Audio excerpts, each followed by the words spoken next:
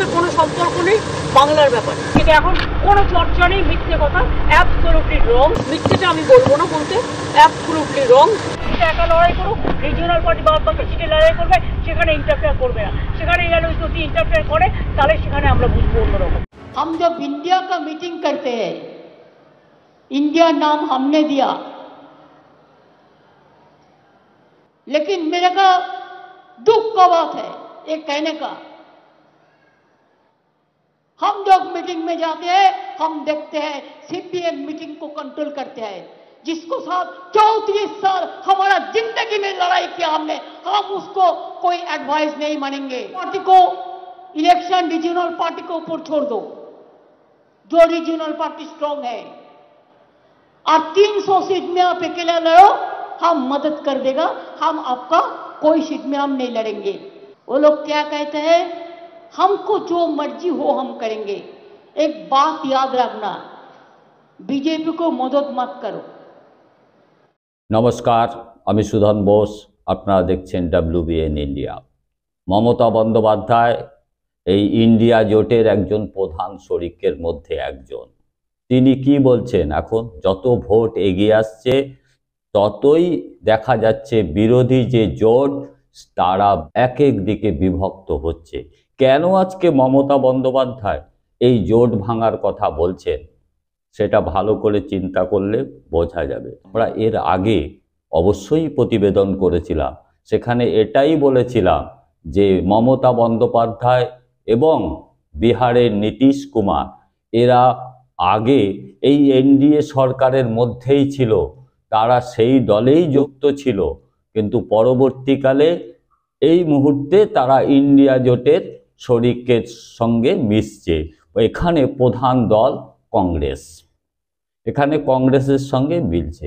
জোট যে সঙ্গীন অবস্থা হবে, জোট যে ভেঙে পড়ার চান্স আছে, সে কথা সবাই বুঝতে পারছিল, আমরাও বুঝতে পারছিলাম।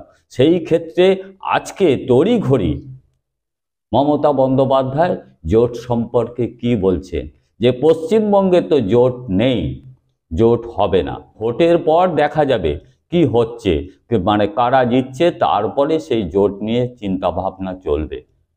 আর এদিকে আমরা আরও জানি যে রাহুল গান্ধী এই মুহূর্তে জানেন যে বাংলায় ঢুকেছে, যে ন্যায়যাত্রা, ভারত জোড়ো ন্যায়যাত্রা তিনি শুরু করেছেন, সেটা বাংলায় আছে, কুচবিহারে আছেন। সেখানে ঢোকার পর সেইখানে কিন্তু দেখা যায়নি এই জোট সঙ্গীদের কাউকে সেখানে গিয়ে তাকে স্বাগত জানাতে। অতএব জোট যে কোথায় আছে সেটা বুঝতে কারোর অসুবিধা আছে কি? ভূতেরও ভবিষ্যৎ থাকে, কিন্তু এই জোটের কোনো ভবিষ্যৎ নেই। যদি বলেন ভূতের ভবিষ্যৎ থাকে কিভাবে, প্রমাণ আছে, প্রমাণ আছে যে ভূতের ভবিষ্যৎ তো হতে পারে। সেটা কি? হুগলি জেলায় কিছুদিন আগে কি দেখলেন, যে 60 ঊর্ধ্ব মানে যারা রিটায়ার্ডের বয়স হয়ে গেছে তারা এরকম 66 জন হঠাৎই চাকরি পেলেন, শিক্ষক হিসেবে, প্রাইমারি শিক্ষক হিসেবে তারা চাকরি পেলেন। অতএব ভূতেরও ভবিষ্যৎ আছে, কিন্তু এই জোটের ভবিষ্যৎ নিয়ে চিন্তা তো আছেই, এবং আমাদের মনে হচ্ছে জোটের কোনো ভবিষ্যৎ নেই। ভূতের ভবিষ্যৎ থাকলেও জোটের ভবিষ্যৎ নেই। রাহুল গান্ধী যখন কুচবিহারে এসছে, তার ভারত জোড়ো ন্যায়যাত্রা করছেন, সেখানে তৃণমূলের লোকেরাই তাকে ক্ষোভ দেখাচ্ছে যাতে এখানে ন্যায়যাত্রা না হয়।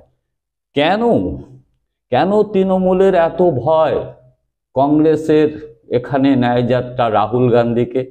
জানেন আসল কারণটা কোথায়? আমাদের যেটা মনে হয়েছে আসল কারণ হচ্ছে এই তৃণমূল জন্ম নিয়েছে কংগ্রেসের থেকেই। তারা যে রক্ত পেয়েছে শরীরে, সেই রক্ত কিন্তু কংগ্রেসেরই রক্ত, তাদেরকে বলিষ্ঠ করেছে। এখন যদি এই মুহূর্তে কংগ্রেস শক্তিশালী হয়, এই ন্যায়যাত্রা, তারপরে এদিকে যেমন ভারত জোড়ো ন্যায়যাত্রা রাহুল গান্ধীর একটা প্রোগ্রাম, একটা কর্মসূচি, অন্যদিকে এই মুহূর্তে কি আছে, রাজ্যের তৃণমূল কংগ্রেস জেরবার দুর্নীতিতে। অতএব সাধারণ যে কংগ্রেস কর্মীরা আছেন, তৃণমূল কংগ্রেস কর্মীরা, তারা যদি এই ন্যায়যাত্রার সঙ্গে যোগ দেয়, সেই ক্ষেত্রে রক্তক্ষরণ কাদের হবে সেইটাই আন্দাজ করছেন তৃণমূল নেত্রী মমতা বন্দ্যোপাধ্যায়। সেই ক্ষেত্রে দুর্বল হবে তৃণমূল কংগ্রেস, এটা ভেবেই তার সঙ্গে কোনো সহযোগিতা বা তার আগেই এই জোটের কথা ভেঙে দিতে চাইছেন। এবং পশ্চিমবঙ্গে যে জোট হবে না, তেমন কোনো জোট হতে পারে না, সেটার আগাম সংকেত পাওয়া অবশ্যই গেছিল। সমস্ত মানুষই চিন্তা করছিল বাঘে গরুতে একসঙ্গে কি করে জল খাবে, এটা এখানে অন্তত পক্ষে সম্ভব না। তার থেকেও বেশি বিপদে মমতার তৃণমূল দল। তিনি কিন্তু আগাম বুঝতে পারছেন, যদি এখানে রাহুল গান্ধীর ন্যায়যাত্রা, ভারত জোড়ো ন্যায়যাত্রা সম্পূর্ণভাবে সম্পন্ন করতে পারে, তৃণমূল থেকে অনেক লোক কংগ্রেসে যোগ দিতে পারে, সেইখানেই বাধা, সেইখানেই বিপদ ভেবে তিনি তড়িঘড়ি তার সিদ্ধান্ত বদল করে পশ্চিমবঙ্গকে এর থেকে বাইরে নিয়ে গেলেন এবং জোটের ভবিষ্যৎটাকে সম্পূর্ণই জলাঞ্জলি দিয়েছেন। জোট নিয়ে কারোর ওই চিন্তা ভাবনা আছে বলে আমাদের মনে হয়নি, অন্ততপক্ষে এই ক্ষেত্রে এই রাজ্যে। আবার এদিকে আমরা আগেই অনুমান করেছিলাম বা সন্দেহ প্রকাশ করেছিলাম যে নীতিশ কুমার কি, বিহারের মুখ্যমন্ত্রী নীতিশ কুমার কি আদৌ জোট সঙ্গী হিসেবে থাকবেন? ওনার রেকর্ড আছে, ওনার এটাই অভ্যেস, বারবার দল পাল্টান। এবার একবার ইউপিএ যাবেন, একবার এনডিএতে যাবেন, একবার ইন্ডিয়া জোটে, এটা তার অভ্যেসে, তার চাই ক্ষমতা। এক্ষেত্রে মমতা বন্দ্যোপাধ্যায় তৃণমূল দলের থেকেও তিনি কিন্তু এই এনডিএ সরকারেরই শরিক ছিলেন। সুতরাং তাদের যে ঘুরে যাওয়ার ব্যাপারটা খালি সময়ের অপেক্ষা থাকে, তাদেরকে বিশ্বাস করাটা খুব কঠিন কাজ। সেই ক্ষেত্রে কংগ্রেস চেষ্টা করছে, এটা ঠিক, কিন্তু চেষ্টা করলেই হবে না। সেইখানে রাজনীতির যে জায়গাটা, সেখানে ক্ষয়িষ্ণুতার জায়গাটা তৃণমূল এসে যাচ্ছে। পশ্চিমবঙ্গের ন্যায়যাত্রা, রাহুল গান্ধী এখান থেকে তড়িঘড়ি কেন চলে গেলেন? দেখা যাচ্ছে তিনি তার প্রোগ্রাম কুচবিহারে বন্ধ রেখে তড়িঘড়ি দিল্লি চলে যাচ্ছেন। তার মধ্যেও একটা খবর আসে, আমাদের অনুমান যে নীতিশ কুমার এনডিএতে যোগ দিতে পারেন, এরকম কোনো খবর পেয়েই কি তিনি তড়িঘড়ি চলে গেলেন দিল্লিতে?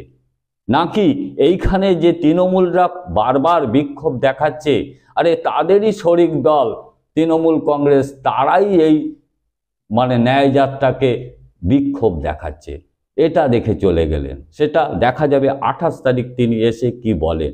কিন্তু আমাদের কাছে যেটা বারবার মনে হচ্ছে যে এই জোটের কোনো ভবিষ্যৎ নেই, এটা কেউ চাইছেই না, অন্ততপক্ষে মমতা বন্দ্যোপাধ্যায় তো চাইছেই না।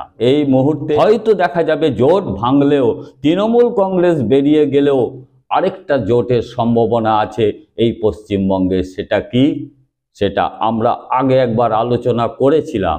সেই ক্ষেত্রে দেখা যাবে হয়তো এই জোটে পশ্চিমবঙ্গের ক্ষেত্রে আইএসএফও যোগ দিতে পারে বাম কংগ্রেসের সঙ্গে এই লোকসভা নির্বাচনে। সেটা হওয়ার সম্ভাবনাই সবচেয়ে বেশি দেখছি আমরা এই মুহূর্তে, অন্ততপক্ষে রাজনৈতিক যে কার্যকলাপ চলছে এ রাজ্যে, তার পরিস্থিতি বিচার করে। অতএব জোটের কোনো ভবিষ্যৎ আপাতত নেই। অন্ততপক্ষে দেশ জুড়ে সরকার পরিবর্তন করার মতন শক্তিশালী এই জোট তৈরিই হয়নি। আর জোট তৈরি হলো, জোটকে ভেঙে দেওয়ার ব্যবস্থাও ভেতরেই ছিল, ভেতর থেকেই তারা ব্যবস্থা নিয়েছে এই জোটকে দাঁড়াতে দেওয়া যাবে না, এই জোট হবে না, জোট হচ্ছে না, এটাই আমাদের চোখের সামনে উঠে আসছে। জোট ভেঙে গেছে, জোট কিছুতেই হতে পারে না। এই ব্যাপারে দেখুন, রাহুল গান্ধী কুচবিহারে যখন ন্যায়যাত্রা চলছে তখন কি বলছেন তিনি।